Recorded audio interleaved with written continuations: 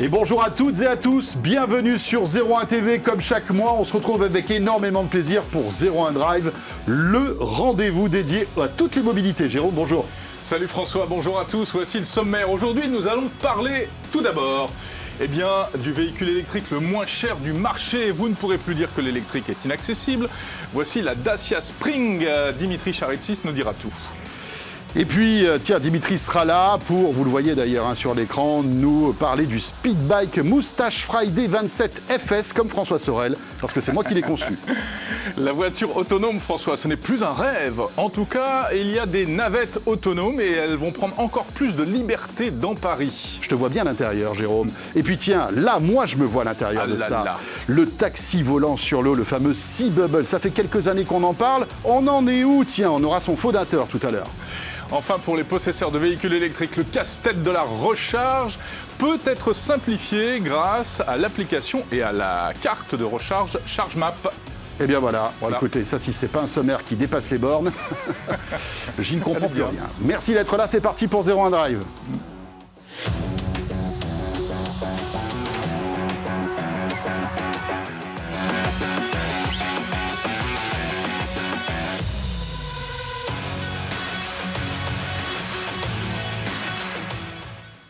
Voilà, on est ravis de vous retrouver dans cette nouvelle émission consacrée aux meilleurs jeux de mots de la semaine. Et je pense que tu viens de remporter la palme. François, bravo, en toute honnêteté, c'était très beau. Merci beaucoup, Jérôme. Le sommaire qui dépasse les bornes. Alors, il n'y a pas que les jeux de mots dans 01 Drive, il y a aussi évidemment toute l'actualité liée à l'automobile. Vous avez vu, avec un sommaire très chargé. Et on commence tout de suite, Jérôme, par En route.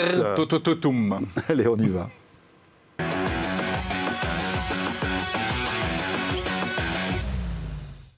Et oui, avant de parler de cette voiture électrique à moins de 15 000 € tout à l'heure. En route, c'est l'actu de la semaine. L'actu de la semaine, c'est du côté d'un certain constructeur américain qui s'appelle Tesla que ça se passe, François. Et oui, alors Tesla, vous le savez, qui appartient à un certain Elon Musk. Elon Musk qui a énormément de projets, au-delà des projets, des activités. L'espace, la route, ça a été quand même le créateur de PayPal, il ne faut pas l'oublier. C'est vrai, dans une autre vie. Dans une autre vie, en effet. Bref, Elon Musk est sur tous les fronts. Et d'ailleurs, il a été sacré intronisé Techno King, Jérôme. Techno King, voilà. Alors, qu'est-ce que c'est que Techno King? C'est un titre qui vient d'être attribué à Elon Musk par son entreprise. Alors, ce qui est amusant, c'est que c'est un titre honorifique, c'est même un peu ironique, mais néanmoins très officiel, puisqu'il y a eu une communication officielle de la part de Tesla, et cela figurera désormais dans son titre. Il y a un autre titre un peu marrant, comme ça, décerné Quand on le voit danser, on se dit que c'est pas le roi de la techno. Non, c'est pas le roi de la techno. Ah oui. C'est dingue quand même, ce gars-là. Oui. On ne voit pas trop de PDG de boîtes automobiles européennes. Oui, danser comme ça. Je ne sais pas si je verrais le patron de Renault ou de Peugeot danser comme ça et faire tomber la veste. Bon, enfin, bref. Ou alors les vidéos sont interdites en général. Quand elles existent. Donc, Elon Musk qui a été sacré, tu disais, Techno King. Alors bon, voilà, ça fait partie un petit peu de la communication parfois complètement farfelue de Tesla. Mais malgré tout, derrière cette communication farfelue se cache l'un des constructeurs les plus innovants au monde, Jérôme. Exactement, et c'est ça qui veut être mis en avant très clairement. Ça fait partie, tu l'as dit, de la com, c'est le storytelling de la marque Tesla qui continue. Et alors, il y a un autre titre assez amusant qui a été décerné également chez Tesla. C'est le Master of Coin, le maître des sous. Et non pas le Master of Bitcoin. Même si alors on justement, sait, pas loin. Pas loin, Eh ben oui, exactement. Parce que vous le savez, Tesla est très intéressé par le Bitcoin. Elon Musk est très intéressé par le Bitcoin. Il a investi 1,5 milliard dans les fonds de Tesla en Bitcoin. Et il a déjà gagné, je crois, 1 milliard en fait, simplement en spéculant. Bah oui, bien sûr, parce que le Bitcoin est encore monté. Moi aussi, j'ai fait dans les 500 millions, je crois, récemment. C'est bien. Tu es vraiment mon ami, tu le sais. Ne l'oublie jamais. Non, je ne vous connais pas, monsieur. Donc le Master of Coin, c'est pas Elon Musk, c'est son directeur financier. C'est son directeur financier, Il s'appelle Zach Kikorn. Donc il est très fort. Alors il y a le coût du Bitcoin qui leur a fait gagner de l'argent. Et puis il y a également des chiffres bien réels. Tesla a annoncé qu'il était rentable désormais. En 2020, pour la première fois, Tesla est devenu rentable avec un bénéfice net à la fin de l'année 2020 de 700 millions de dollars. Mais Mais voilà. Il y a un mais. Il y a un mais, parce que derrière ces chiffres qui sont très, très positifs et flatteurs, il y a les fameux crédits carbone, Jérôme. Parce qu'il faut savoir que les constructeurs qui polluent donnent de l'argent à ceux qui ne polluent pas. En gros, hein, je résume un petit peu l'histoire. C'est des droits à polluer, en fait. Voilà, et comme eux, ils ne les utilisent pas. Eh bien voilà, ils les récupèrent en quelque sorte. Et ils les revendent. Et donc, ils ont eu 1 milliard de crédits carbone, notamment de la part de Fiat Chrysler. Ce qui fait que ça peut peut-être et sans doute aussi fausser ses résultats, hein, parce que évidemment cet argent rentre dans la caisse de Tesla. Ils ont fait 700 millions de bénéfices, mais ils ont reçu 1 milliard. Donc, ce qui fait que quand on enlève tout ça, c'est pas au top. C'est-à-dire que tout ne repose pas sur la vente de véhicules qui, malgré tout, se portent bien. Bien sûr. Voilà. Et puis, rappelons que Tesla est parti quand même de rien et aujourd'hui, s'est lancé dans l'industrie automobile avec bonheur. Bon, on va pas faire une émission spéciale Tesla, mais il y a encore un petit mot. On pourrait, cela dit, avec toutes les actus qu'il y a. Il y a encore une petite news concernant Tesla, avec encore une personnalité qui fait parler d'elle. Et c'est un Français. Oui, et c'est un Français qu'on avait eu le plaisir d'interviewer il y a quelques années, Jérôme, sur 01 TV. C'est Jérôme Guillen qui monte en grane, qui est français, qui est du sud de la France et qui petit à petit est en train de gravir tous les échelons chez Tesla. Il était représentant de la marque Tesla en France et puis il a quitté la France. Il est maintenant aux États-Unis et il était chef de la division auto depuis 2018. Il vient d'être nommé patron de la division poids lourd. Eh oui. Parce que vous savez, c'est un gros dossier. Chez Tesla fait des trucks aussi et a beaucoup d'ambition sur ce sujet. Et à noter que ces camions Tesla qui ont des batteries énormes, une puissance phénoménale, mais qui ne polluent pas, parce que vous savez que l'un des gros problèmes en fait du transport de lourd aujourd'hui, c'est la pollution. Donc Tesla veut se lancer là-dessus. Et le premier truck est prévu, cette année. Cette année, exactement. Alors c'est pas ce qu'on voit là. Non. Non, ça c'est pas du tout un truck. C'est pas du tout un truck. Là. Ça, c'est la voiture. Les images, c'est la voiture de l'âge de cristal, c'est ce projet un peu fou de Tesla, une voiture qui s'est d'ailleurs vendue, qui s'est pré-vendue. Non, ça a été un succès assez étonnant. Je ne sais pas si vous vous souvenez, mais durant la présentation presse, en fait, Elon Musk avait jeté des boules de pétanque qui avaient complètement pété toutes les vitres de cette voiture en disant « Vous allez voir, ça ne va pas se péter ». Il jette une boule de pétanque et tout explose. Enfin bref. Bon, c'est pas grave. Voilà. Jérôme Guillen, donc. Vous voyez, les Français, les Frenchies sont partout. C'est génial. Et même chez Tesla, des postes, on va dire, très très prisés.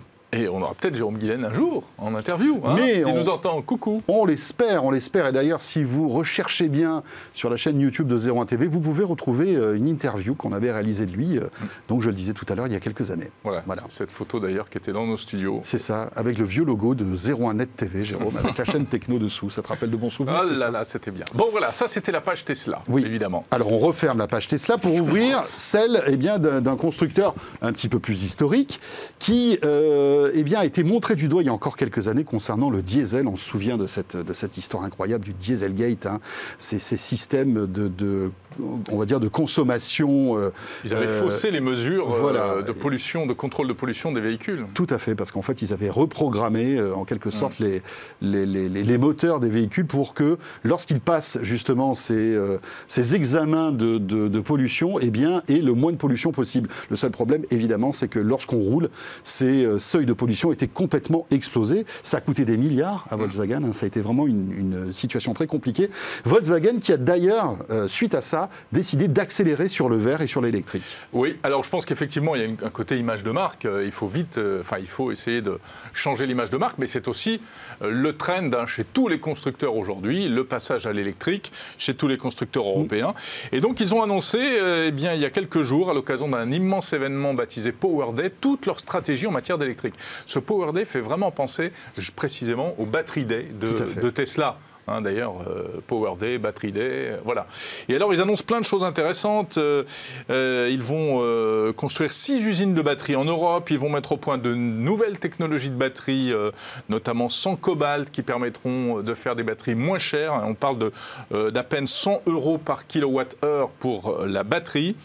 Voilà, grosse ambition. Volkswagen annonce clairement qu'il veut devenir numéro 1 de l'électrique en 4 ans. Alors, bon, dans le monde ou en Europe ? Dans le monde, je crois. Il me semble que c'est au niveau mondial. Sans doute. Bon, en tout cas, on voit que voilà, même on va dire les constructeurs historiques accélèrent sur l'électrique. Salut Dimitri. Salut monsieur. Dimitri Charaitis, journaliste, vous savez, à zeronet.com et spécialisé dans le monde de l'automobile. Voilà, c'est un peu comment dirais-je, Volkswagen était obligé de passer par là. Oui, ce qui est étonnant en fait, c'est que Volkswagen, finalement sur l'électrique, ils viennent tout juste d'arriver. Leur premier véhicule, c'est l'ID3. Elle est sortie en septembre dernier. Et quand on voit... pas fait un méga buzz d'ailleurs. Hein. Pas au départ, parce qu'il y avait pas mal de problèmes au niveau, on va dire, électronique qui ont retardé son lancement. Mais force est de constater que depuis qu'elle est là, elle se vend très très bien. C'est la troisième voiture la plus vendue en Europe sur la fin d'année. Et aujourd'hui, elle risque de dépasser la Zoé en Europe. Et il n'y a que Tesla, là, avec la Model 3, qui la concurrence réellement. Donc c'est l'un des véhicules les plus vendus en Europe actuellement. Déjà, ça marche très bien. Donc la première prouesse, réussir à développer une voiture aussi fonctionnelle, aussi rapidement. Et le deuxième, c'est de voir à quel point Volkswagen a switché sur l'électrique. En mettant énormément de moyens. Et c'est, évidemment, ils n'ont pas développé une conscience écologique, vous l'avez rappelé à juste titre rapidement. C'est évidemment un calcul financier, un calcul à long terme pour l'entreprise, mais on peut aussi faire le parallèle avec les constructeurs français et se demander pourquoi Renault, qui a sorti la Zoé il y a une dizaine d'années, n'en est pas encore là, typiquement. Voilà, c'est intéressant de voir la double approche entre les constructeurs allemands qui commencent sur l'électrique, voient que ça prend, ils voient un avenir certain et basculent complètement au point de produire leur propre batterie, parce qu'on sait que la batterie, c'est la moitié du coût d'un véhicule électrique. Voilà. Pouvoir proposer des voitures beaucoup moins chères d'ici 3 à 4 ans. Et voilà, c'est... On a aperçu aussi des bornes de recharge, puisque dans leur grande stratégie, il y a également le projet de développer 18 000 points de recharge en 2025. Alors voilà pour Volkswagen. Un mot aussi, Jérôme, concernant Hyundai. Tiens, à propos de batterie. Tiens, tu es l'heureux possesseur d'une Kona. Je sens que tu vas me dire des choses désagréables. Pas du tout, pas du tout. Mais que se passe-t-il? La France serait concernée au sujet d'un rappel de batterie. Alors, est-ce que la France est concernée bien sûr. par ce rappel de batterie? Bien sûr, la France est concernée pour toutes les Hyundai, les Kona électriques vendues entre 2018 et 2020. Ouais. Donc, bien sûr, elle est... Alors, je ne sais pas exactement combien de modèles ça représente, mais il est certain... un au moins. Au moins un sur ce Non, parce que je crois que c'est celles qui sont fabriquées jusqu'à novembre 2020. Oui, exactement. C'est ça? C'est octobre ou novembre 2020. Octobre, voilà. Et moi, la mienne a été fabriquée en novembre. Et en fait, on ne sait jamais, tu sais, peut-être qu'il restait quelques bribes de batterie. En fait, ce qu'il faut savoir, c'est que c'est LG, une autre entreprise coréenne qui fournit les batteries de Hyundai, et c'est ces batteries de LG qui sont mises en cause. La chance pour Hyundai, alors, c'est évidemment un rappel massif de toutes les Kona et de quelques... Pourquoi? Parce qu'il y a eu une dizaine d'incendies, c'est ça? Il y a une dizaine d'incendies. D'autocombustion. Exactement. Exactement. Il n'y en a pas eu en France, précisons-le. Mais en tout cas, la mauvaise nouvelle pour Hyundai, c'est qu'il va falloir rappeler tous les véhicules électriques qui ont été vendus ces dernières années. La bonne, c'est que c'est LG qui va les financer, puisque c'est à la charge du fournisseur de la batterie. La mauvaise, c'est que ça va prendre du temps. Et ce genre de choses, on aime bien que ça aille très très vite quand même. Parce que, voilà. Bon, Jérôme, toi qui rêves de faire des barbecues chez toi, peut-être que tu pourras en faire même dans ta voiture. Je te remercie. J'aime pas trop cet humour, mais bon. C'est super pratique. Voilà. Alors. Allez, on enchaîne avec un événement dans le monde du véhicule électrique, et on va en parler avec Dimitri. C'est l'arrivée de Dacia sur le segment électrique. Rappelons que Dacia a complètement révolutionné l'automobile depuis quelques années en proposant des véhicules low cost et surtout des véhicules à l'excellent rapport qualité-prix. Eh bien, la première Dacia électrique, la Spring, s'apprête à sortir. Exactement. Tu l'as rappelé, ils ont lancé la Logan qui a complètement révolutionné le marché. Le Duster, à peu près pareil, en proposant, on va dire, des véhicules hyper basiques. Voilà, hyper basiques, qui font le minimum, le strict minimum, mais plutôt bien. Alors voilà, c'est pas du grand confort. Et la Spring vient exactement sur ce créneau. C'est un petit véhicule du segment A. Donc imaginez une 106 un petit peu haute sur pattes, quelque chose comme ça, avec un petit air de SUV qui est plutôt rigolo. Ouais, elle a l'air haute. Elle n'est pas vilaine, contrairement à pas mal de petits véhicules. Voilà. Mais surtout, ce qui est intéressant... Il pleuvait, non, quand vous avez fait cette vidéo? Un tout petit peu. C'était hier et on a pris un peu la pluie, effectivement. C'est pas la Dacia Spring, c'est la Dacia Winter. Oui, elle porte assez mal son nom. Et tout ça pour dire qu'au final, on a été hyper agréablement surpris par ce véhicule. Ça marche très très fort pour un tout petit moteur de 33 kW, ça fait 45 chevaux, mais au final, comme il y a 120, enfin, comme il y a du couple, il y a 125 Nm, ça part assez vite, c'est hyper dynamique. Non, bien sûr, on fait pas. L'autonomie à annoncer, c'est quoi? L'autonomie, en fait, elle varie selon qu'on circule en cycle mixte. En cycle mixte, c'est 230 km, et en cycle uniquement urbain, on peut atteindre les 300. On l'a fait un petit peu hier, c'est plutôt ça, on a tourné un peu moins de 17 kWh au 100 km, c'est très correct. Et la batterie a une capacité de Elle a une capacité de 27,4 kWh. Ah, d'accord. Donc c'est une petite batterie, ça se recharge assez en fonction, on va dire, du type de prise, et là, ça va être en option, donc il y a quelques choses qui sont en option, mais pour le reste, le véhicule de série est plutôt bien équipé. Enfin, c'est bien parce qu'on dit que l'électrique est très cher, et là, on tombe... C'est ce que j'allais dire, c'est le principal avantage. La mission, toujours chez Dacia, c'est de démocratiser. Et sur l'électrique, on y est vraiment. C'est très simple, il y a deux niveaux de finition. Une finition confort et une autre confort plus. Ça commence, si on inclut le bonus écologique, à 12 403 € pour la version de base et 13 500 € pour la version un peu mieux dotée, ou sur laquelle, par exemple, on peut brancher son téléphone et avoir accès à CarPlay ou Android Auto. C'est-à-dire qu'on a quand même une voiture avec CarPlay, donc CarPlay ou Android Auto. Et ça, c'est chouette quand même. Et puis avec un moteur électrique surtout. Et surtout, voilà. Oui, mais bon, ce que je veux dire par là, c'est qu'on a malgré tout les derniers raffinements technologiques. On se retrouve avec un service sympa. C'est basique. Il y a des aides à la conduite? C'est basique dans l'approche. Il y a une caméra de recul. Il n'y a pas d'assistant de maintien dans la voie. On est sur du low cost malgré tout. Il n'y a pas un affichage tête haute, ça reste du low cost, même dans l'intérieur, l'habitacle, c'est du plastique un peu dur. Enfin, c'est pas une voiture ultra confortable, mais encore une fois, pour des petits trajets quotidiens, c'est vraiment pas mal. Super. Voilà. Et elle arrive quand, cette Dacia Spring? Elle arrive à l'automne, justement. À l'automne. Alors, les tests en hiver, elle arrive à l'automne, elle s'appelle pour une Dacia Spring. L'ouverture des précommandes, c'est le 20 mars, et les livraisons commencent en octobre. Parfait. Merci Dimitri. Alors, il y a encore une autre voiture dont on doit parler là, vite, avant que... Oui, et puis après Dacia, on passe à Audi. Nous, on est comme ça. Là aussi, on passe du low cost à du pas low cost du tout. Cela dit, cette Audi-là, c'est pas la plus chère, voire même l'inverse. Ça risque d'être la moins chère. Alors on va en parler très rapidement. C'est l'Audi Q4 e-tron.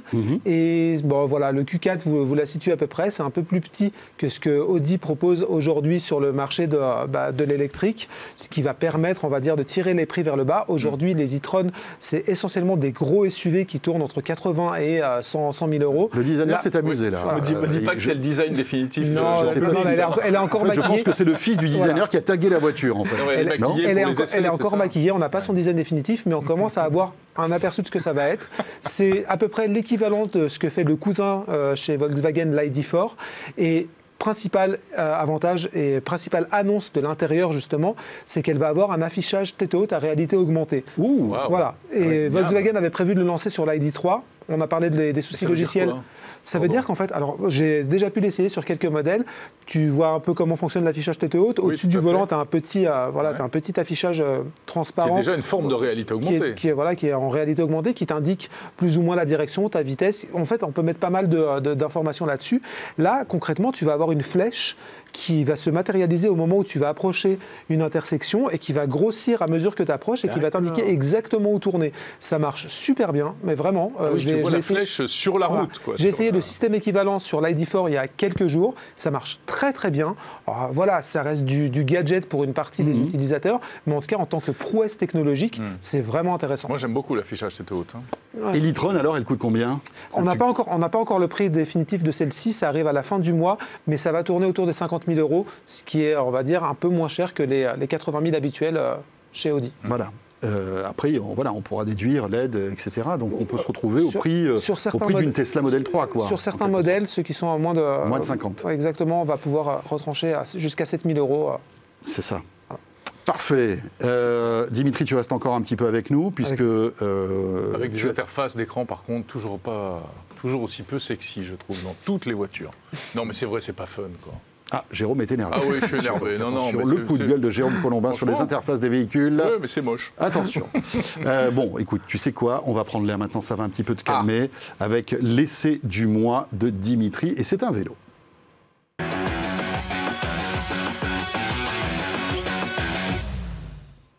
Mais quel vélo! Eh oui. Attention. Le moustache. Je ne sais pas si on peut encore appeler ça un vélo. Non. C'est toute la question. Non, justement, on ne va pas pouvoir appeler ça un vélo, messieurs. Parce que ce n'est pas un, tout simplement, c'est un speed bike. Le Moustache Friday 27 FS. Exactement. Et c'est le second speed bike de chez Moustache. Donc, juste très rapidement, pour vous situer ce qu'est un speed bike par rapport à un VAE classique, techniquement, le speed bike rentre dans la catégorie des cyclomoteurs, donc il faut davantage rapprocher ça d'un scooter que d'un vélo électrique, et ça a quelques contraintes, et pas des moindres. La première, c'est qu'on ne peut pas rouler sur les pistes cyclables. Donc on roule sur la route. On roule sur la route comme un scooter. C'est un scooter à pédale. Exactement. On roule sur la route, on doit le faire immatriculer. Vous voyez, il y a une plaque d'immatriculation derrière. On doit le faire assurer, il y a une carte grise. On doit avoir un équipement compatible et ça commence par le casque. Alors le casque, on ne peut pas avoir un casque. Le casque est obligatoire. Le casque est obligatoire. On ne peut pas avoir un casque de vélo classique.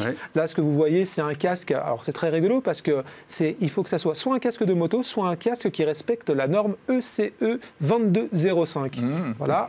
Je voudrais un casque qui respecte la norme ECE 2205. Exactement. C'est pas compliqué. Il n'y a que 2 distributeurs en France, donc vous n'allez pas aller bien loin pour en trouver un. Donc voilà, pas mal. Et encore une autre contrainte. Il faut pas de permis. J'allais y venir, il faut un permis. Oh ouais. Mais évidemment, n'importe quel permis A, B ou AM, mais il faut un permis. Donc vraiment, ça ressemble à un vélo, mais c'en est pas un. Et une dernière contrainte, elle est quand même assez embêtante, c'est que si on procède à des modifications, si on a par exemple besoin de changer une roue, ou même des freins, on doit les remplacer par l'identique. On ne peut pas changer, on va dire, la structure de son vélo, mais de son speed, on doit changer par un équipement exactement identique. Alors Dimitri, les avantages de ce truc-là, c'est que forcément ça va plus vite. Eh oui, ça va à 45 km/h. Et donc, 45 Voilà, jusqu'à 45 km/h en assistance, quand un vélo, lui, s'arrête à 25. Et donc ça va plus vite. C'est aussi hyper confortable. Vous le voyez, là, il y a tout l'équipement qui fait que on a un petit rétroviseur, on a des grosses suspensions, des gros pneus, enfin ça roule vraiment très bien. Et en fait, notre expérience, elle est un peu mitigée là-dessus, parce que quand on parle c'est un vélo tout suspendu. C'est dingue, ça. Quand on parle du vélo, techniquement, en fait, il est sans reproche, ce vélo. François découvre le vélo. Non, mais il y a une bonne suspension. C'est la suspension. C'est du cantilever au milieu, non? C'est pas ça. Non, mais je suis pas sûr qu'avec ton vent de move, tu fasses le spécialiste. J'ai pas de, ça n'a rien à voir. J'ai pas de suspension, moi. Les pavés, je les sens, monsieur. Non, mais voilà, en fait, il y a une espèce de dichotomie entre l'avantage que représente ce mode de transport, c'est génial, ça va vite, on s'amuse, on est hyper confort dessus, et la complexité, la contrainte à l'utiliser, et je vous parlais des contraintes techniques et législatives, mais il y a aussi le fait que sur route, personne aujourd'hui ne sait ce qu'est un speed bike. Les gens ne comprennent pas pourquoi vous ne roulez pas sur les pistes cyclables. Bien sûr, donc on se fait engueuler à tous les coins de rue. On se fait insulter toutes les 5 minutes, c'est un enfer. On peut même se faire arrêter par les policiers. Mais monsieur, qu'est-ce que vous faites ici? Mais attendez, j'ai le droit. Non. Figurez-vous, petite anecdote, il y a des essais qui sont réalisés. Alors ça m'a été rapporté, c'est pas moi qui l'ai vécu, mais la veille de mon essai, l'autre équipe de journalistes qui le testait a eu justement affaire à des policiers qui ils les ont croisés sur un rond-point, et les policiers leur ont fait très joli le vélo, mais pourquoi il est immatriculé?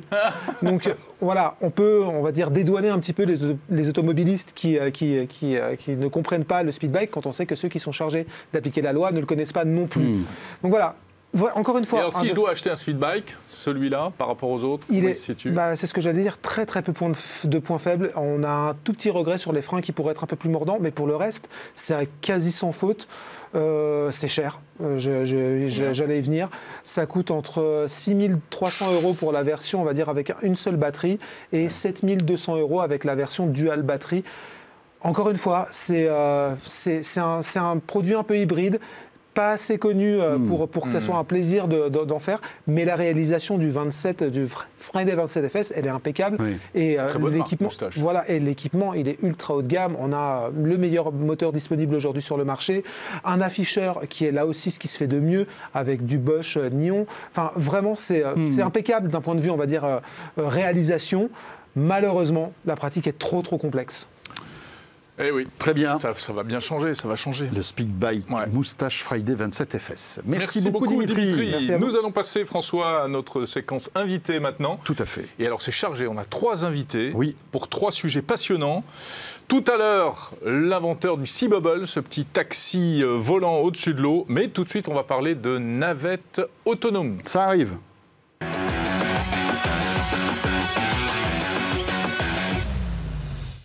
Et oui, alors on parle beaucoup de véhicules autonomes dans 01 Drive, mais il faut savoir que les navettes autonomes ont un potentiel énorme et elles arriveront sans doute, d'ailleurs, avant les véhicules particuliers. Une navette, c'est-à-dire un petit bus, quoi, en fait. Voilà, c'est pas une navette spatiale. Non, c'est une petite navette.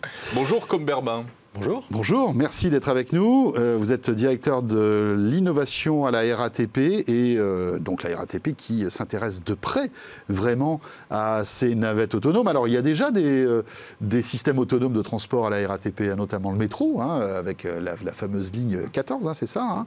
Et on peut imaginer qu'avec le Grand Paris, il y en aura d'autres. Donc c'est quelque chose que vous connaissez. Là, vous êtes sur donc, ces navettes autonomes et ce n'est pas un projet, c'est quelque chose qui existe déjà. Alors c'est tout à fait, c'est quelque chose qui existe déjà, c'est un sujet qu'on travaille depuis maintenant presque 5 ans, et on y va de manière très progressive, donc on a commencé sur un tout petit segment, et puis là récemment on a réouvert dans une nouvelle phase une expérimentation qui a lieu entre la ville de Paris et la ville de Vincennes, et avec une nouvelle ambition, puisque là c'est la première fois où on fait passer les véhicules autonomes dans la zone dense, au milieu de la circulation, avec les voitures, les piétons, les vélos. On a même une partie du parcours avec une piste cyclable à contresens. Ah ouais. Et tout l'enjeu de l'autonomie, et c'est un peu la différence par rapport au métro automatique, c'est de gérer justement toutes ces interactions avec les utilisateurs. Le métro automatique, vous êtes dans un... Il y a un rail. Il y a un rail, et puis surtout, vous êtes dans un environnement qui est fermé. Tout à fait. C'est tout l'enjeu des portes palières. Après, il faut s'arrêter au bon moment et repartir au bon moment. Voilà. Mais vous n'avez pas d'interaction avec les utilisateurs externes. Là, la difficulté de l'autonomie, c'est bien ça, c'est cette multiplicité d'interactions, parce que des cas possibles et inimaginables, vous en avez des centaines, c'est de gérer tous ces cas-là, et c'est ça qu'on teste aujourd'hui à Vincennes, et qu'on va continuer à tester sur d'autres expérimentations dans les mois à venir. Voilà, donc ça existait, la ligne existait, mais elle était en site propre, et là, maintenant, vous vous jetez dans le grand bain. Alors, comment ça se passe? Vous avez tué combien de piétons Alors, on n'a tué personne, ça se passe très bien. Ça, c'est une bonne nouvelle. Et on a même... Vous avez même sauvé des gens. Non, mais on a un succès d'affluence, puisque le week-end dernier, les gens faisaient la queue pour monter dans les navettes. C'est top, ça. Alors, attendez, expliquez-nous, quel est le parcours que cette petite navette fait et comment ça se passe en fait? Donc on rentre dans la navette, on s'installe. C'est ça. Il n'y a pas de chauffeur. Alors, il n'y a pas de chauffeur. Par contre, il y a un opérateur de sécurité. Qui surveille. Qui surveille. Un superviseur. Un superviseur qui vérifie que tout se passe bien et qui est capable de gérer les situations imprévues auxquelles la navette peut faire face et auquel elle n'est pas encore capable de gérer tout seul. Il peut prendre la main. Il peut prendre la main. Il peut piloter à distance la navette. Alors, il ne pilote pas à distance. Il peut l'arrêter. Il peut l'arrêter. Ça, évidemment, il y a un gros bouton rouge de sécurité si jamais il y a un problème. Et puis, il a une capacité à reprendre ce qu'on appelle la main en manuel et donc à replacer, à détourner la navette localement. Par exemple, un exemple très concret, l'autre jour, il y a eu un véhicule en panne sur le parcours de la navette. Pas la navette, une voiture qui était là, en panne. Oui. Et là, les véhicules autonomes, en général, ils ne savent pas quoi faire. Ils ne savent pas quoi faire. Là, ils réfléchissent, ils se grattent la tête. Voilà, exactement. Alors, et donc, c'est là à Las Vegas, on est resté 15 minutes derrière une voiture qui ne bougeait plus. Voilà, et donc c'est là où l'opérateur de sécurité, il peut reprendre la main, faire le contournement de la navette, remettre la navette sur sa trajectoire et repartir. Et ça, la navette ne sait pas le faire toute seule encore aujourd'hui. Ça dépend des navettes, ça dépend des constructeurs. C'est un des sujets, comme je vous disais, le sujet c'est de réussir à gérer toutes les situations possibles et inimaginables. Et donc en fait, l'intérêt des expérimentations, c'est aussi d'identifier toutes ces choses-là et de se dire, OK, comment on va traiter ça demain, parce qu'on en a besoin pour rouler. Tant que les véhicules ne sont pas communicants entre eux pour faire passer le message, c'est peut-être pas évident. Oui, et puis, alors, la communication intervéhicule, elle permet de résoudre un certain nombre de choses. C'est aussi vrai avec l'infrastructure. Par exemple, à Vincennes, on a des feux communicants. En fait, le feu et la navette s'échangent directement l'état du feu. Donc, la navette n'est pas obligée de regarder le feu pour savoir s'il est rouge ou pas. Elle sait, puisque le feu lui donne l'information, quel est l'état du feu. Elle lui donne même combien de temps il lui reste pour passer. Donc, combien de temps le feu va changer d'état. Voilà, donc il y a des choses qu'on arrive à faire comme ça, et puis il y a des choses qui ne sont pas encore faites. Toutes ces technologies-là sont des technologies en maturation. Donc les feux, les stops, les céder le passage, les piétons, ça gère tout en fait. Ça gère de plus en plus de choses. Et à chaque fois qu'on étend nos expérimentations, on se met dans des situations de plus en plus complexes pour être capable de gérer de plus en plus de choses. Donc typiquement, là, une des prochaines expérimentations qu'on va faire, c'est dans Paris Centre. Alors là, c'est encore plus le grand bain que ce qu'on fait à Vincennes. Oui, ça, donc, entre les gares d'Austerlitz, de Gare de Lyon et de Gare de Bercy. Voilà. Sur la route. Sur la route, dans les rues, avec des bus, avec des voitures, avec des piétons, avec des vélos, avec les taxis. Les taxis. Avec les gens qui transportent leurs valises parce qu'ils changent de gare. Voilà. Et là, aussi 100% autonome. 100% autonome, avec toujours un opérateur de sécurité à bord. Alors, elle roule très lentement, malgré tout, cette navette. Elle roule à 18 km/h, c'est ça? Oui. Bon, moi, en vélo, je vous dépasse. Hein. Est-ce que on peut imaginer d'augmenter la vitesse au fur et à mesure? Alors, oui.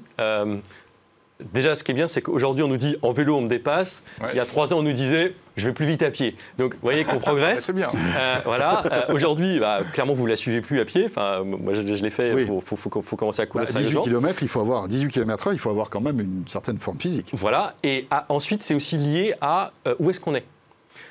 Dans la zone dense, de toute façon, il n'y a pas besoin d'augmenter les vitesses. Non, c'est sûr. Parce que de toute façon... Traverser Paris à 20 km/h, ça serait formidable. Voilà. Et en fait, si vous regardez la vitesse moyenne d'un déplacement à Paris, on est dans cet ordre de grandeur-là. Donc, dans la zone dense, il n'y a pas forcément beaucoup d'intérêt à augmenter la vitesse. Par contre, dans les zones peu denses, et là aussi, on a une expérimentation qui est en cours de montage à Saint-Rémy-les-Chevreuses, pour travailler la question du dernier kilomètre, donc comment on emmène les gens à la gare RER. Là, effectivement, il faut pouvoir monter beaucoup plus en vitesse, aller chercher les 50 km/h pour réussir à bien s'insérer, bien sûr, à apporter un bon service et à bien s'insérer dans la circulation. Dans le flux, parce que c'est vrai qu'une voiture qui roule à 18, alors qu'il y a des véhicules qui roulent à au minimum 50, c'est un peu embêtant. Voilà, même ça pose des problèmes de sécurité. Tout à fait. Donc on a un différentiel de vitesse qui ne peut pas être trop important. Et donc là, à Saint-Rémy-les-Chevreuses, on le fait, mais on le fait pour le coup avec d'autres constructeurs. Là, on joue sur les différences de capacité des différents constructeurs de véhicules. Avec qui avez-vous passé des accords pour réaliser cette navette autonome qui roule à Vincennes actuellement? Alors à Vincennes, on travaille avec 2 partenaires, un qui est EasyMile et un deuxième qui est Navia. Et c'est un des intérêts aussi de cette expérimentation, pour nous, c'est de travailler l'interopérabilité, le fait d'avoir plusieurs véhicules de constructeurs différents sur la même ligne. Ça, l'interopérabilité des véhicules, c'est un vieux sujet à la RATP. Sur tous nos bus, on a forcément des bus de constructeurs différents. Et donc forcément, demain, on aura également des véhicules autonomes de constructeurs différents. Super. Et en plus, elle est gratuite, cette navette, hein, je crois, quand on monte dedans. Oui, tout à fait. Ouais. Ça, c'est top. À tester. Elle est fabriquée en France. Et EasyMile et Navia sont des navettes fabriquées en France. Ouais. Tout à fait. Très bien. Écoutez, et alors, est-ce qu'on peut imaginer que dans 10, 15 ans, 20 ans, tous les bus parisiens seront autonomes? Alors, peut-être même avant? Tous les bus, c'est compliqué. Ce qu'il faut comprendre, c'est que sur ces véhicules autonomes, il y a une adéquation entre le service, le territoire et la technologie qu'on met en place. L'exemple que je vous donnais, à Vincennes, on peut faire du 20 à l'heure et du coup on travaille avec du EasyMile. Voilà. À Saint-Rémy, on va travailler avec d'autres constructeurs parce qu'on a besoin d'avoir de la vitesse plus élevée. Voilà, ouais. On travaille aussi sur d'autres objets. On commence à travailler sur du bus autonome, donc un bus qui n'est plus une navette, qui est un Je bus crois qu'il y a même de travailler sur des drones aussi, non? Voilà, on travaille sur du tramway et on commence à travailler sur du taxi volant, de l'objet volant autonome. C'est vous qui allez le tester en premier ou... Vous ne savez pas trop, hein, quand même. Vous n'êtes pas sûr de vous. Hein, là, on va faire des tests. On a fait un appel à projet. On a beaucoup de candidats. On doit faire des premiers tests cet été sur l'aérodrome de Pontoise. Objectif, Jeux Olympiques. Objectif, démonstrateur pour les Jeux Olympiques. Jeux Olympiques, qui sera un peu la vitrine technologique de la France, j'imagine, et vous en ferez partie, et ça c'est top. Avec aussi le projet du Grand Paris, mais ça qui est un autre débat passionnant aussi et titanesque. Titanesque, tout à fait. Merci beaucoup, Comberbin. Merci d'être venu nous voir dans 01 Drive. On va passer, François, de la navette autonome sur route à la navette au petit taxi volant sur l'eau. Oui. Alors tu sais que justement la RATP propose des navettes fluviales qui permettent de se balader dans les quartiers parisiens en passant par la Seine. Donc on va rester assez parisien encore. Et voilà, c'est ça. Pas que. Mais cela dit, je pense que Sea Bubbles a d'autres prétentions. Il n'y a pas que Paris, bien sûr. Exactement. C'est Sea Bubble en effet dont on parle et on est ravis d'accueillir dans 01 Drive le papa de Sea Bubble, Alain Thébault, qui est en ligne avec nous en visio. Alain Thébault, bonjour. Bonjour. Oui, bonjour à tous les deux. Et merci d'être là, Alain. Alors, c'est vrai que depuis quelques années, on suit avec beaucoup d'attention toutes vos aventures. Et c'est vrai que quand on voit ces images spectaculaires de Sea Bubble qui volent au-dessus de l'eau, on se dit, Jérôme, ça peut être top comme moyen de locomotion et comme nouveau moyen de transport. Vous nous rappelez comment ça marche, un Sea Bubble ? Oui, alors il y a 25 ans, avec Eric Tabarly, on avait inventé l'hydroptère, un grand voilier qui vole avec des ailes immergées. Donc ces ailes fonctionnent dans l'eau comme les ailes d'un avion dans l'air. Donc ça nous a permis de battre le record mondial de vitesse à la voile. Et ensuite, mes enfants m'avaient dit, papa, ce que tu fais dans la vie, ça ne sert à rien. Donc j'ai dessiné Seabubble à Hawaï en 2015, après ma traversée du Pacifique. Et je me suis dit, on va utiliser cette techno dans les villes du monde entier pour faire voler les citadins, pour désengorger les villes.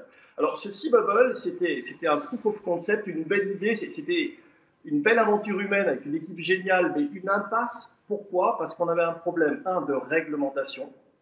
On l'avait vu dans Paris, donc on avait le soutien d'Anne Hidalgo, de Valérie Pécresse, du président Macron, mais malheureusement, c'est un pays qui est étouffé par une gangue administrative. On ne peut pas vraiment développer des projets de cette nature.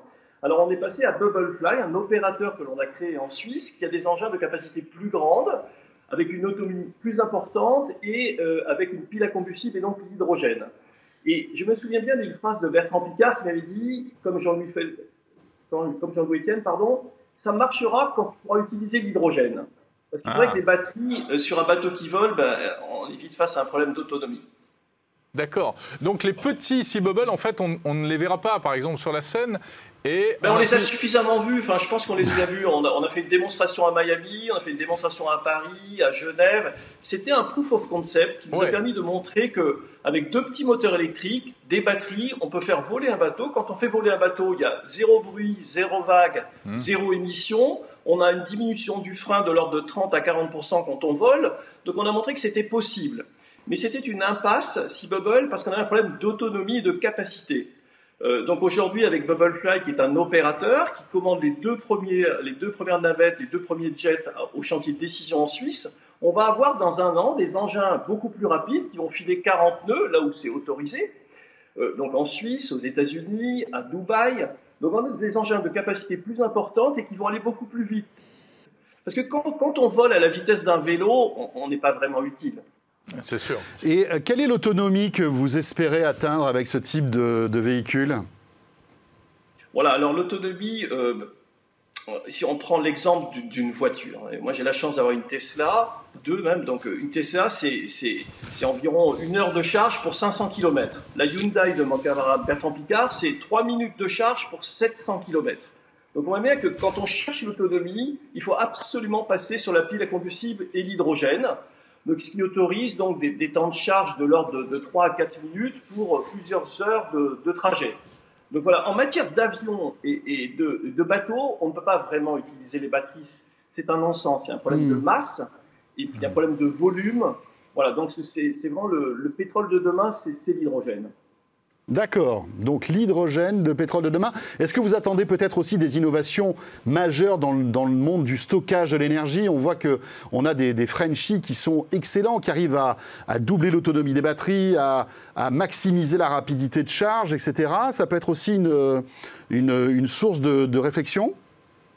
Oui, écoutez, j'avais dit à Bruno Le Maire que j'avais rencontré, c'est-à-dire qu'en fait, en France, il faut qu'on cesse d'être dans la posture, mais qu'on soit dans l'action. La réalité, c'est que quand on cherche une pile à combustible aujourd'hui, on la trouve au Japon, on la trouve en Corée, on la trouve en Suisse, on la trouve au Canada avec Ballard, mais en France, on n'a rien, en fait. On a des beaux discours, on a une posture, il n'y a absolument rien de disponible comme techno sur étagère.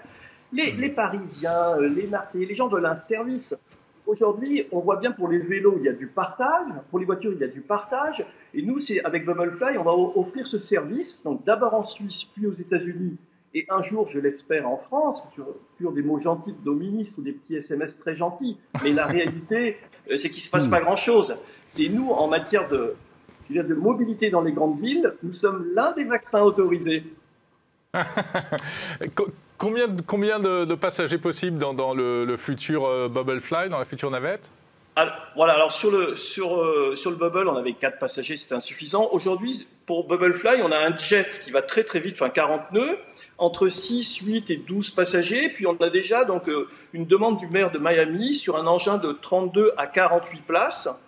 Voilà, donc on va monter en puissance progressivement et on sera présent aux Jeux Olympiques. J'avais reçu une belle lettre d'Anne Hidalgo.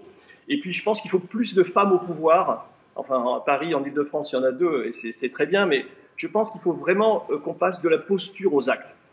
Oui, mais justement, parce que j'ai l'impression, 2-3 fois, vous avez lancé des petits pics quand même aux autorités françaises. On a l'impression que vous êtes un petit peu amer vis-à-vis des pouvoirs publics et que finalement, voilà, l'entrepreneuriat français, les bonnes idées, etc., ne sont pas forcément accompagnés de décisions au plus haut niveau, non ?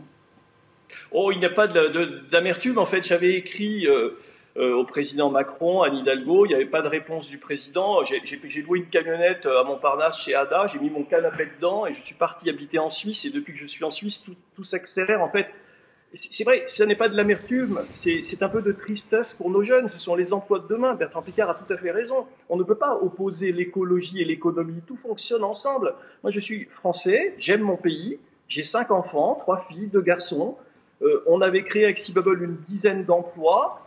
En fait, le green, ce sont les emplois de demain. Ces nouvelles mobilités, ce partage, ce service que l'on peut offrir, c'est beaucoup, beaucoup d'emplois.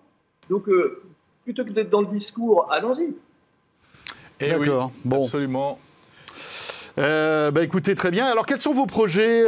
Qu'est-ce que vous imaginez? Est-ce que vous avez déjà le coup d'après? Désolé, je suis un gros nul. Mes enfants rigolent, je suis nul en informatique, donc je suis très honoré d'être sur 01 aujourd'hui. Je travaille avec des carandaches, vous voyez la boîte avec Titeuf, et là je dessine donc pour Bubblefly, qui est un opérateur, des engins de capacité plus importante avec un design team de la Coupe América mené par Bertrand Cardis, qui avait gagné la Coupe América en Suisse avec Alinghi, avec un Américain, un Espagnol. Là on a un design team, une boîte de carandache, et on dessine les engins de demain donc sur des capacités de l'ordre de 32 à 48 places. Très bien. Écoutez, voilà.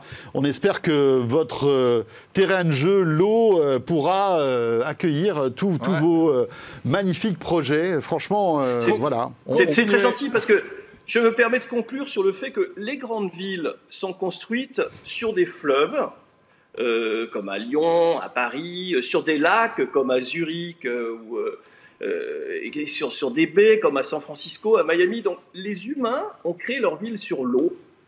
Les berges sont congestionnées, les routes sont congestionnées. Alors il y a certes les vélos, et merci Anne Hidalgo pour Paris, mais la réalité c'est qu'on n'utilise pas nos cours d'eau. Or, ce sont des infrastructures existantes qui ne sont pas coûteuses. Quand je vois ces histoires de drones avec un gars dedans et ça coûte des millions, il y a une autonomie qui est très faible, tout ça c'est pas du bullshit. Mais je veux dire, en fait, la réalité c'est que on peut se projeter, avoir des rêves, et ça c'est bien pour tout le monde, et notamment pour nos jeunes, mais la réalité c'est qu'on a des infrastructures extraordinaires, on ne les utilise pas. Regardez, il y a une péniche, ça doit être une péniche toutes les heures dans Paris, donc c'est pathétique. Donc la ville est belle, c'est un beau musée, mais les emplois de demain, donc ce sont ces nouvelles mobilités, et je pense qu'il est temps d'accélérer. Très bien, merci beaucoup Alain Thébault. Merci beaucoup, et bravo pour votre... À bientôt à bord. Bravo pour votre enthousiasme et on espère que les plus hautes instances françaises vous écouteront pour faire avancer tout cela. Alors, merci beaucoup. Je ne suis pas sûr qu'ils soient très geeks, mais vous leur expliquerez. Écoutez, ils ont la parole et ils peuvent venir quand ils le veulent, bien évidemment. Merci beaucoup Alain Thébault. Merci, à très bientôt. Merci à tous les deux. Au revoir. On va terminer, François, par... on va revenir sur la route, on va reparler un peu de voitures électriques avec une problématique qui concerne très souvent les possesseurs de voitures électriques. C'est évidemment la question de la recharge, notamment la recharge quand on est en déplacement. On va voir ça avec notre invité de la société ChargeMap.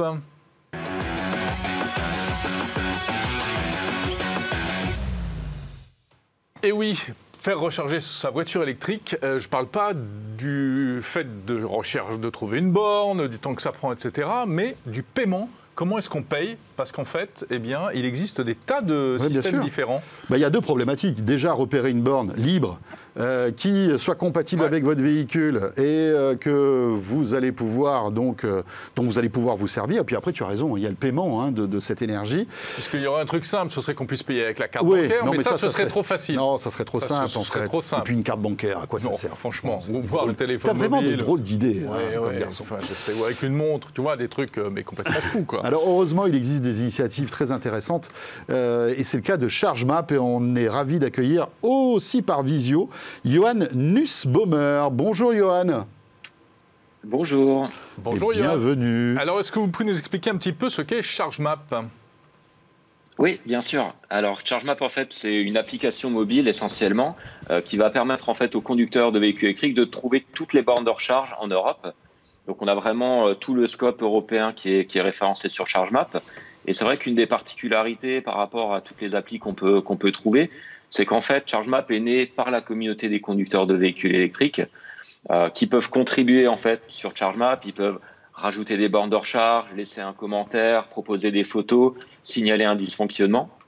Et en fait, toutes ces contributions sont gérées par notre équipe de modérateurs qui va les valider, les publier, les corriger si nécessaire. Et en plus de ça, on réceptionne aussi des données de la part des opérateurs qui installent les bornes. Donc en fait, on agrège tout ça pour fournir la meilleure information aux conducteurs de véhicules électriques. Oui, parce que quand on a un véhicule électrique, en général, même à bord du véhicule, on peut rechercher les bornes les plus proches. Mais c'est là où on rentre dans la problématique de est-ce qu'elle marche, est-ce qu'elle est libre, et puis comment je vais la payer, est-ce que j'ai la bonne carte pour payer la recharge. Et vous essayez de fluidifier tout ça, donc. Exactement. Donc, on a commencé avec l'application mobile pour trouver les bornes, pour donner de l'info. Et ensuite, on a eu une demande très forte de la part de nos utilisateurs qui nous disaient en fait, on n'y comprend rien pour payer sur les bornes de recharge. Il faut le badge de l'opérateur, etc. Et nous, on avait référencé à peu près 1 millier d'opérateurs à l'époque. C'est sûr que c'était une galère. Ouais, 1 millier de réseaux différents avec leurs cartes d'accès, etc. Et on s'est dit, mais c'est juste pas possible. Si on veut développer la mobilité électrique, il faut vraiment faire quelque chose. Et c'est à ce moment-là qu'est née l'idée en fait du ChargeMap Pass. Donc il y a un badge d'accès universel qui permet de payer en fait sur les réseaux de recharge partenaires partout en Europe. Donc on a vraiment pris notre bâton de pèlerin et on est allé convaincre les réseaux pour se connecter, pour accepter le ChargeMap Pass et mettre en place aussi tout le service qu'il y a derrière. Donc la possibilité de faire du support quand vous appelez la hotline, qu'on puisse vous répondre si la borne est hors service, etc. Donc il y a vraiment tout un service derrière cette petite carte en plastique. Et effectivement, on rend un vrai service au conducteur de véhicules électriques qui peut n'avoir qu'une seule carte pour payer sur un maximum de bornes. Johan, comment en est-on arrivé là, si je puis me permettre? Comment se fait-il qu'on ait des dizaines et des dizaines d'opérateurs, des dizaines de cartes alors avec votre service, justement, vous simplifiez tout ça, mais si on n'a pas votre carte ChargeMap, est-ce que vous avez une petite idée? Pourquoi ce service de la borne de recharge est-il autant éclaté? Alors, en fait, je pense que c'est un peu dû au déploiement des infrastructures de recharge. Souvent, on va avoir une ville, une collectivité ou même une entreprise qui déploie son réseau de bornes. Et elle, ce qu'elle veut, c'est en fait faire connaître son initiative. Donc, elle veut que les bornes portent son nom, elle veut que le badge d'accès soit son nom, etc. Et du coup, chacun veut en fait exister sur ce marché-là. Sauf que du coup, c'est compliqué pour l'utilisateur. Et on en parlait tout à l'heure, il y a à peu près 95% des bornes qui n'acceptent pas la carte bancaire. Donc forcément, en fait, l'utilisateur, il se retrouve confronté à une myriade d'opérateurs et il est un peu perdu. Donc c'est là tout le sens en fait de notre boulot. Alors votre carte, elle permet elle donne accès à combien d'opérateurs sur les dizaines qui existent? En tout cas, tous les opérateurs principaux sont aujourd'hui connectés sur notre service et on donne accès à plus de 110 000 points de charge aujourd'hui à travers l'Europe. Donc c'est considérable et vraiment les réseaux majeurs aujourd'hui sont connectés. Il nous reste quelques petits réseaux de villes essentiellement à l'étranger qui restent à connecter. Mais globalement, on a quand même une très bonne couverture aujourd'hui et certainement parmi l'une des meilleures en France. Johan, comment tout cela va évoluer à votre avis? Est-ce que, je dirais, l'espoir de Jérôme et le mien aussi de pouvoir payer toutes les bornes avec simplement une carte bancaire sans contact comme on le fait quand on va acheter sa baguette de pain, c'est un espoir qui va être douché ou est-ce qu'on va y arriver à votre avis? Alors, j'aurais 2 éléments. Le premier, je pense que les bornes de recharge rapide, elles, vont accepter de plus en plus la carte bancaire. Pourquoi? Parce qu'il y a une rentabilité sur ces stations. La charge est en généralement assez chère. Il y a de la rotation. Donc, on peut imaginer quelques dizaines de charges par jour sur une borne. Et du coup, en fait, ça permet de rentabiliser l'investissement qui consiste à installer un lecteur de carte bancaire, à avoir un abonnement avec le TPE, etc. Donc, ces bornes-là, elles vont accepter la carte bancaire de plus en plus. Sur les bornes, on va dire les wallbox, celles qu'on peut retrouver dans les parkings souterrains, par exemple, qui rechargent plus lentement, sur lesquelles on va peut-être avoir une, maximum 2, voire 3 charges, si c'est exceptionnel, pendant la journée. Elle, en fait, ce sera absolument pas rentable de mettre un lecteur de carte bancaire avec un abonnement, j'en sais rien, entre 15 et 30 euros par mois. pour le TPE. Tout ça, c'est des coûts supplémentaires qui viennent enchérir en fait le coût du service. Et donc, il est beaucoup plus économique pour les opérateurs de fonctionner avec un système RFID. Donc ça, c'est, je dirais, le court terme. Ce qui va arriver peut-être à plus long terme, c'est en fait la recharge. Quand on branche sa voiture, on a indiqué en fait dans le véhicule son identifiant et son mot de passe de chez ChargeMap ou d'un autre opérateur. Et en fait, à ce moment-là, le paiement se fait de manière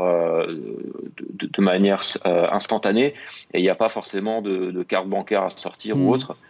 C'est un petit peu ce qu'on retrouve déjà avec Tesla sur les superchargeurs. Vous branchez la voiture, votre charge elle démarre et puis vous êtes facturé sans avoir à sortir le moindre badge ou autre. Est-ce qu'on peut imaginer, la prochaine étape c'est quoi? Est-ce qu'on peut imaginer que vous deveniez un peu le Netflix de la borne de recharge avec un abonnement, par exemple mensuel, qui nous permettrait d'avoir, je ne sais pas moi, un quota d'heures de rechargement, un nombre de recharges? Ça peut s'envisager, ça?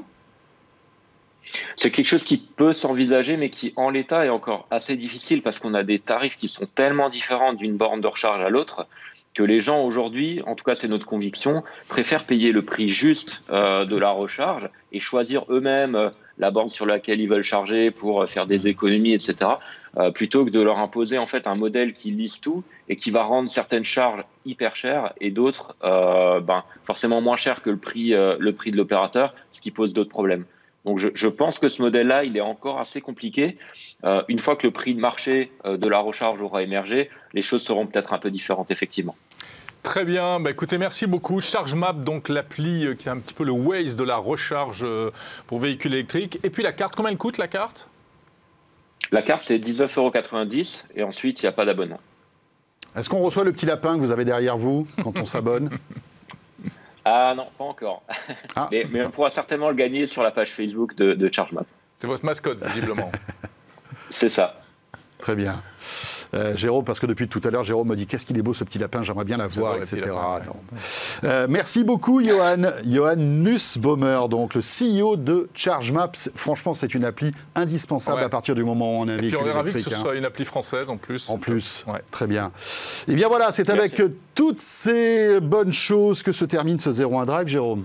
Oui, écoutez, on espère que ça vous a plu, on vous a gâté cette semaine, on se retrouve ce mois-ci.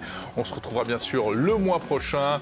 N'hésitez pas, bien sûr, à vous abonner à nos chaînes, à liker, à envoyer des pouces, etc. C'est important, malgré tout, si vous nous regardez sur les réseaux. Et puis, n'oubliez pas le hashtag 01 Drive sur Twitter si vous voulez réagir à cette émission. On lit tout ce qui passe, bien entendu. Portez-vous bien. On se retrouve le mois prochain sur 01 TV. Salut à tous.